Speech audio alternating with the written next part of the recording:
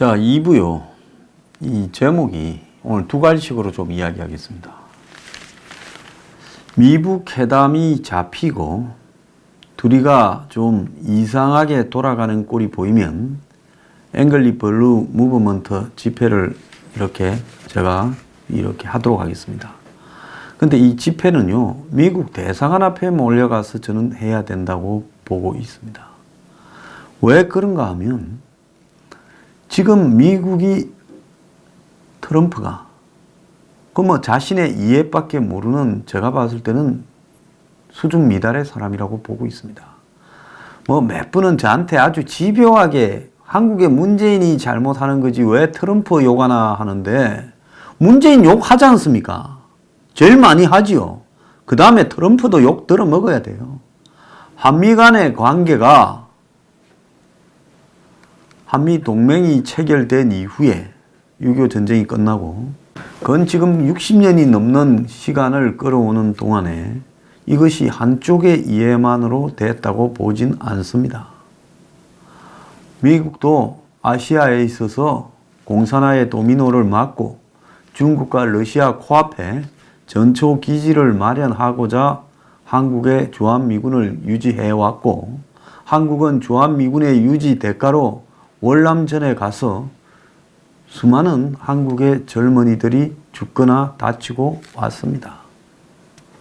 자, 그 이후에도 미국이 이라크전, 아프간전 등을 할 때 한국은 나름대로 협조를 해왔고, 주한미군 분담금도 지금 협상이 잘 안 되고 있지만 내어왔습니다.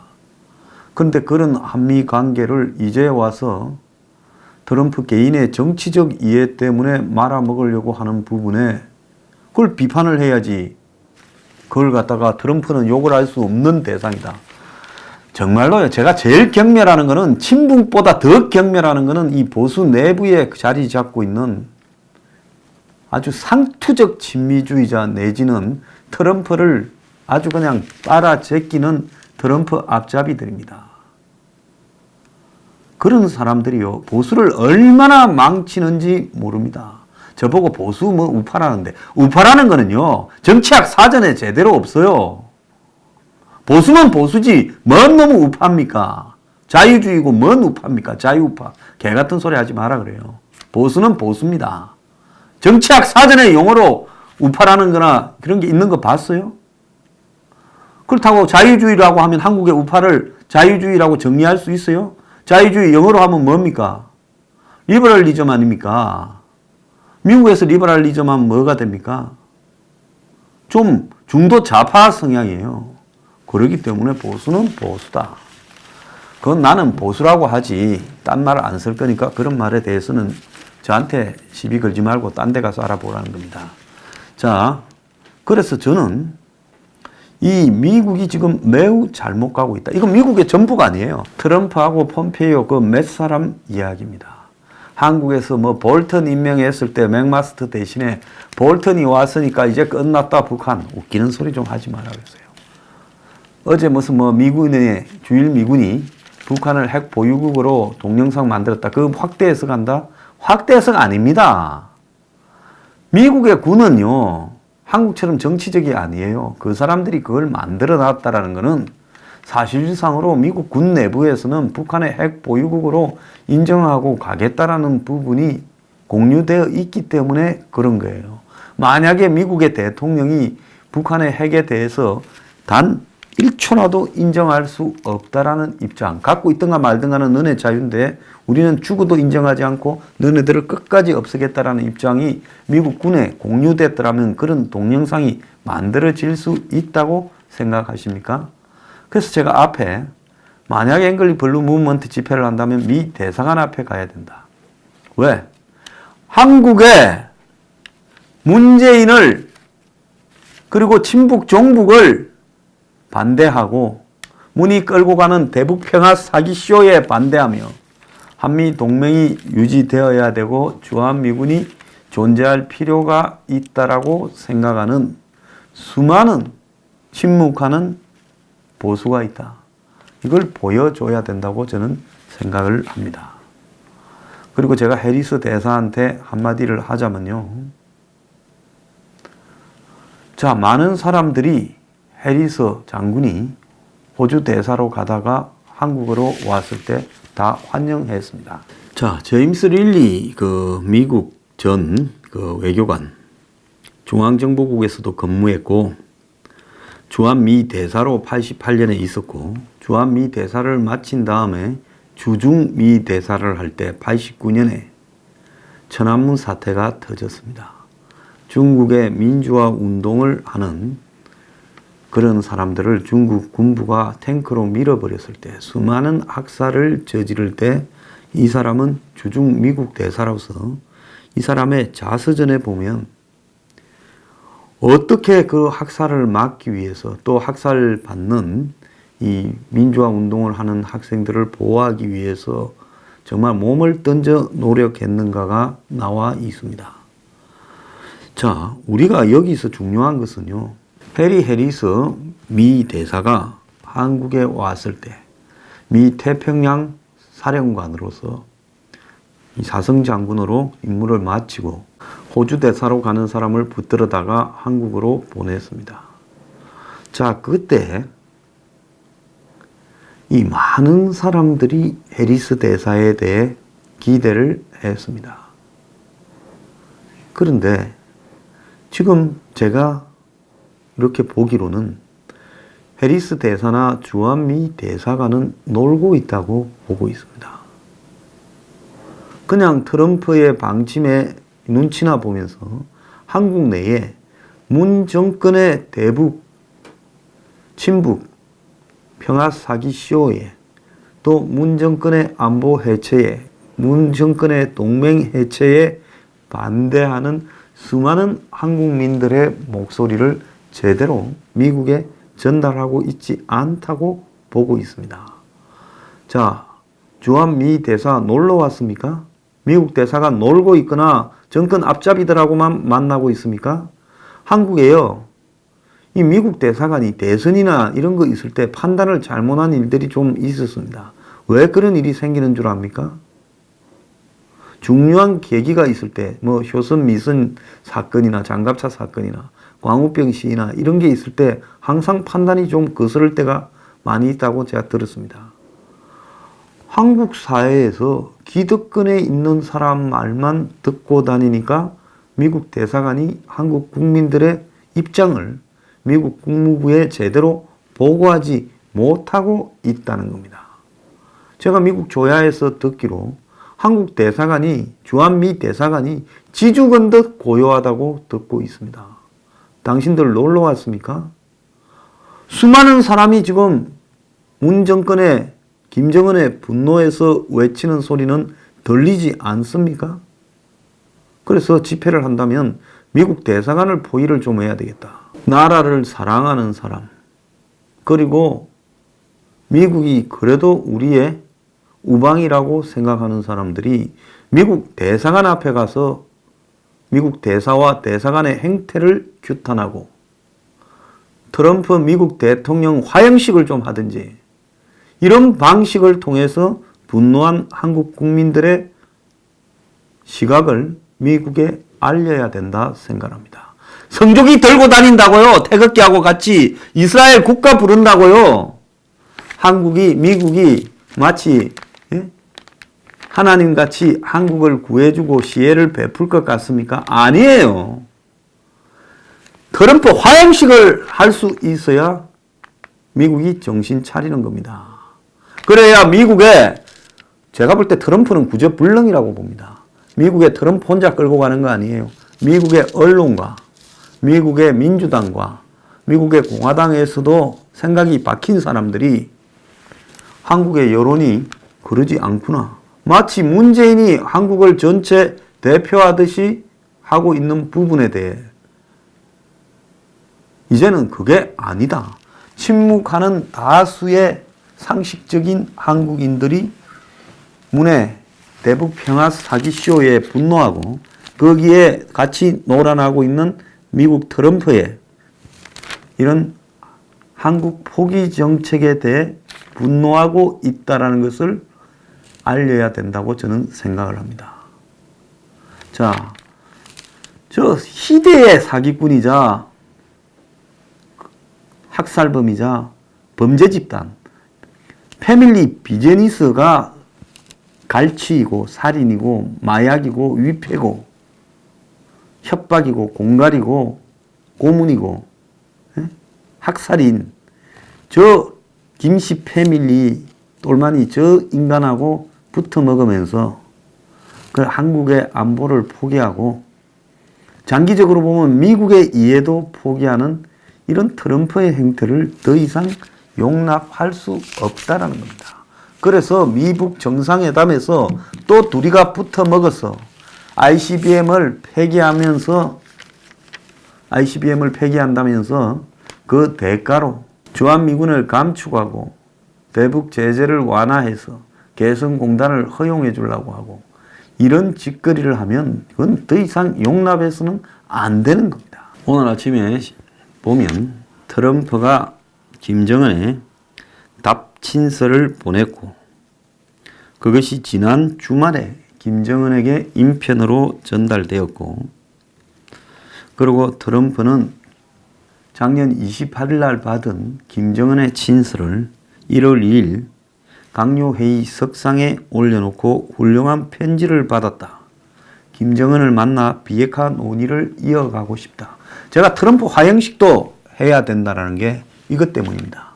지금 자기 스스로가 북한의 비핵화가 안 된다는 걸 알고 있으면서도 김정은을 만나서 비핵화를 논의해 봐야 되겠다고 거짓말을 치고 있습니다. 이 사람은요, 여러 가지 구린데가 많아가지고 한마디로 재선을 나가야 그걸 또 막을 수 있습니다.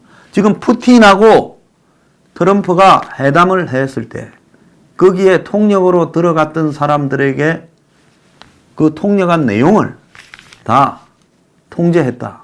지금 그 부분이 미국에서 나오고 있지 않습니까? 민주당이 장악한 미국 하원 외교위원회가 청문회를 열었어요. 트럼프하고 푸틴이 재작년에 7월 달에 G20 회담이 독일 함부르크에서 끝난 이후 푸틴과 이 단독 회담을 했습니다. 그 자리에 틸러슨도 동석을 했는데요. 이 회담이 끝난 이후에 푸틴과의 대화를 기록한 통역사의 노트를 압수를 했다는 거예요. 여러 차례 압수를 했던 걸로 이야기가 나오고 있습니다. 그래서 하원에서 이 문제를 청문회를 한다고 합니다. 그래서 이 사람은요, 권력을 유지하지 않으면 여러 가지 문제가 생길 소지가 다분히 있기 때문에 지금 한반도의 비핵화를 겉으로 외치면서 뒤로는 실질적으로 한반도 비핵화는 불가능하다라고 결론을 내리고 북한 핵을 인정을 하면서 적당히 북이 원하는 선을 끌어내서 북하고 딜을 치려고 지금 하고 있는 모습이 여러 군데 보입니다. 물론 그 딜이 한꺼번에 끝나는 딜이 아니라 아주 오래오래 천천히 협상해도 좋다라는 것은 자기가 재선이 되고 자기 임기 동안에 내내 북한하고 협상을 하면서 궁극적으로 평화협정을 맺어주고 주한미군을 철수하고 이런 일들을 자기 임기 중에 할 가능성이 매우 농후한 사람입니다.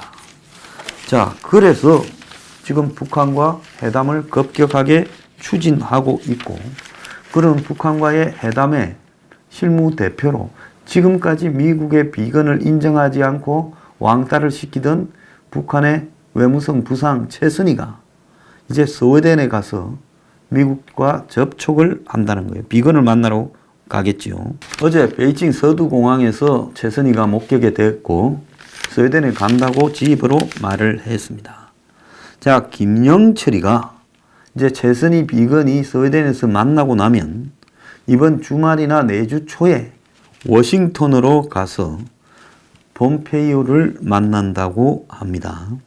자, 작년 6월 12일 벌어졌던 1차 미북 싱가포르 회담과 유사한 회담이 지금 벌어지고 있는 것으로 보이는데요. 아침에 조선일보는 2말 3초, 2월 말이나 3월 초에 베트남이나 태국에서 만난다. 베트남에서 만날 가능성이 커요. 한국에 지금 베트남에 동남아에 진출한 기업의 65%인가가 베트남에 가 있어서 동남아의 많은 나라들이 한국이 베트남에 너무 편중이 되었다고 비판을 하고 있는데, 베트남은 베트남 전쟁 때 북한군이 참전을 해서 베트남을 도와준 은혜를 이렇게 이 회의를 주최해서 갚겠다고 말을 하고, 베트남에 지금 산업화되고 있는 노하우를 북한에 전파도 해서 북을 도와주겠다고 말하고 있습니다. 가만히 보면요, 우리는 베트남을 굉장히 진한 국가로 생각하는데, 베트남은 같은 공산당 정권을 유지하는 북한에 대한 신세를 갚는 차원에서 베트남 다낭 등에 지금 트럼프와 김정은의 회담을 유치하겠다고 적극적으로 나서고 있습니다. 김영철이 이번에 워싱턴에 가게 되면 어떤 형태로든 트럼프를 직접 만나려고 할 거다. 북한은 트럼프 주변에 참모들이 강경파가 많기 때문에 다행히 매티스도 제거되고 켈리도 제거되어서 안심을 하지만 아직도 볼턴도 있고 불편한 사람이 좀 있어서 트럼프를 직접 만나서 김정은이 던지는 미끼를 트럼프한테 김영철이 들고 가서 입에다가 꼽으려고 하고 있다는 겁니다. 자, 그래서 이 베트남에서 이 두 정상이 만나게 될 때 결국은 이번에 나올 카드는 첫 번째는 ICBM이고 두 번째는 북한이 내놓을 수 있는 것은 영변 핵시설 일부 폐기 카드. 그건 풍계리 동창리 쇼죠. 그리고 미국이 해준다면 우리가 검정 사찰도 받을 수 있다면서 미국이 해줄 것을 종전선언과 대북 제재 완화 두 가지를 강력하게 요구할 거라고 보고 있고, 그건 겉으로 내세우는 거고 뒤로는 주한미군을 감축하기만 해도 북한이 받을 수 있다고 보고 있습니다. 어제도 이야기했지만 북한은 주한미군 감축이나 철수를 더 중요시하게 생각하고 그걸 위해서 종전선언 평화협정을 말을 하고 있는 겁니다. 대북 제재 완화는요, 지금 벌써 중국 회사가 함흥 원산 간에 도로를 지금 닦아주고 있다고 이야기까지 나오고 있습니다. 자, 그래서 이런 부분을 보면 결국은 북한은 미국의 연락사무소 설치, 종전선언, 중국의 비핵화 논의 참여 등을 밀어붙일 거라고 보고, 거기에 대해서 더해서 개성공단이나 금강산 남북 경협을 허락해달라고 요구할 거라고 봅니다. 그러면 제재 완화가 워낙 미국의 입장이 강경해서 그걸 갖다가 트럼프가 그거는 유지할 거다 천만의 말씀이에요. 트럼프 또한 적당한 북한의 카드가 나오면 제재 완화를 남북 간에는 봐주겠다고 선언할 거라고 봅니다. 왜? 한국이 북한에 돈 주는데 내 돈 들어가나? 저것들은 저거 민족끼리 내부로 인정을 해주고 다만 나머지는 안 된다 이러면서 적당히 넘어갈 수도 있다는 겁니다. 그런데 트럼프, 김정은의 2차 회담에 대한 미국이 내부의 기대는 전혀 없는 상황입니다. 미국 상원에서는 미북 합의의 선 비핵화 후 보상이 불변이고 대화만 이런 식으로 계속 할 수 없다라는 거고, 미국의 전문가들은 북한이 이제는 더 이상 실험을 안 해도, 트럼프는 핵실험, 미사일 발사 안 해서 실험 안 하고 있다 하지만 실험 안 해도 핵과 미사일 생산이 가능한 단계에 가 있다, 이렇게 이야기를 하고 있습니다. 지금 매우 우려스러운 것은 자, 미 2사단 1여단 지금 한국에 있는 거의 유일한 미국의 전투 부대입니다. 평택의 캠프 험프리스라고 불리우는 평택 기지에 40개의 주요 미국 부대가 들어와 있어요. 또 비행장도 지금 쭉 나 있죠. 자, 그래서 사실상 미국이 사는 소도시인데 거기에 아파치 헬기, 블랙호크, 지누크 헬기, C-17 장거리 수송기까지도 다 뜨고 내릴 수 있게 되어 있고, 그 근처는 미군의 가족들이 사는 뭐 교회, 각종 타운하우스 하우스 등 여러 가지가 다 있습니다. 자, 그런데 평택 기지를 만드는데 12조가 들었고 한국이 그 12조 중에서 11조를 92%를 대했습니다. 자, 거기에는 초등학교 2곳, 중고교도 1개씩 있습니다. 미국 국무원 자녀들을 다니게 하기 위해서요. 그래서 한국 전역에 170군데에 흩어져 있던 미군 부대들을 이 평택과 그 바로 옆에 오산 2군데로 다 통합을 했습니다. 그런데 지금 가장 중요한 것은 사실상으로 한국에 있는 미군 전력 중에서 전투 부대 격인 미 2사단 1여단 소속 병사 4,000명이 올해 7월에 미국으로 이제 돌아갑니다. 그러면 새로운 사람 4,000명을 충원을 해야 되지 않겠습니까? 그래야 28,500명이 유지되는데 원래 한국 내 미 2사단은 1990년대까지는 3개 여단이 있었는데 아버지 부시 때 92년에 이제 동국권이 몰락하고 미군 재배치를 하면서 3여단이 해체됐고 2004년에는 노무현 정권 때는 제2여단이 이라크 파병된다고 갔다가 돌아오지 않았습니다. 자동으로 미군이 줄었죠. 자, 노무현이 이라크 파병해서 미국 한미 관계를 유지했다가 아니라 그때 미군의 준조한 전투 역량이 감소를 했습니다. 한미 관계가 좋지 않았고 한국군이 이라크 파병을 가지고 애를 지독실히 미겨서 적도 없는 벌판 한가운데 가서 그러던 병사들이 한국 부대를 지키고 있는 파병을 했습니다. 그게 무슨 파병입니까?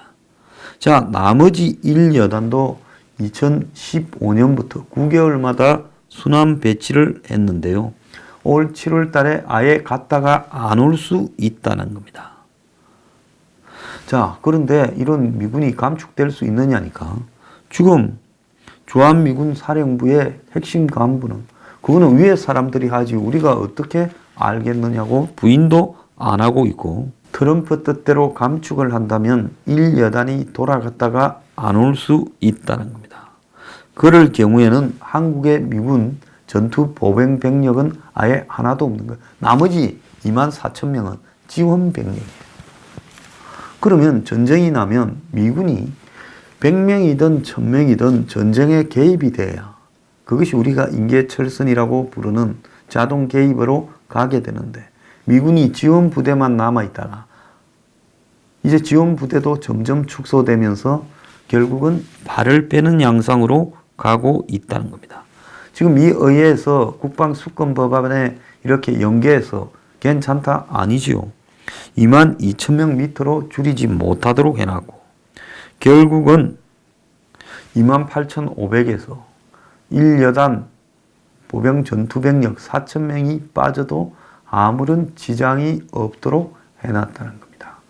그래서 지금 이런 위기가 있는 속에서 앞으로 한 7, 8개월이 한반도에 대한민국의 안보에 가장 위급한 시점입니다. 제가 기에 못이 박혀라고 이런 이야기를 하고 있는데요. 이런 거는 또 그 이야기야 잘 보지를 않아요. 정말로 얄팍한 무슨 황교안이 홍준표 이야기하면 몰려가서 보고 무슨 문재인이 상투적으로 이렇게 비판하는가 하면 몰려가서 보면서요. 이런 데도 좀 관심을 갖고요.